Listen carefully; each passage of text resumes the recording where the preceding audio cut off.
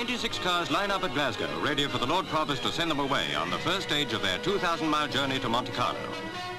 The Lord Provost drops the flag, and the first car, a Zephyr, begins the marathon drive. James Risk and Donald Morley are its co-drivers. Now in Austin, with W.C. Johnson and W.T. Henn sharing the burden. Next, a Daimler Conquest with Hugh Galt and Charles Collins co-driving moves off. Dover is the first target for the drivers, 600 miles away. Ice has made the road south treacherous, but competitors have to be in Dover early in the morning or miss the ferry to France, so there can't be any slackening of pace. Already, this promises to be one of the trickiest rallies for years. Mrs. Joe Ashfield and Mrs. Clark take their Zephyr through Kilmarnock, but once they're into the country, the going gets rougher, and there's worse ahead. There'll be more snow during the night.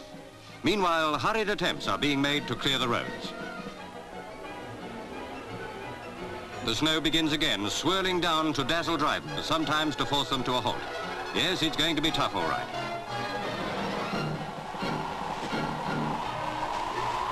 Our cameraman's car is brought to a standstill by the drifts.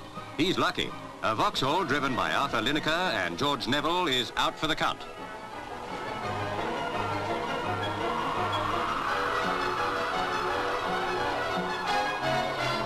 Night falls, bringing with it a fierce flurry of snow. But the pace mustn't slacken. Dover's still a long way off. Many of the rally cars have had some anxious moments, as their dented mudguards will tell. About 2 or 3 have had to give up already. First to reach Dover is the Zephyr, driven by Mr. Cuthbert Harrison and his 23-year-old son, Edward. Now come the formalities of checking in before they go aboard the ferry. Passports have to be checked and forms signed. 2 more competitors, Anne and Chris Neal, are here on time. A minor collision on the way down doesn't daunt the 2 sisters who aim to pull off the Coupe des Dames. The ferry boat Lord Warden slowly begins to fill up as the time for departure nears. Those who are late have either to abandon the trip or try and fly their cars across. 87 of the 96 starters manage it on time. Now it's next stop Boulogne and then on to Monte Carlo.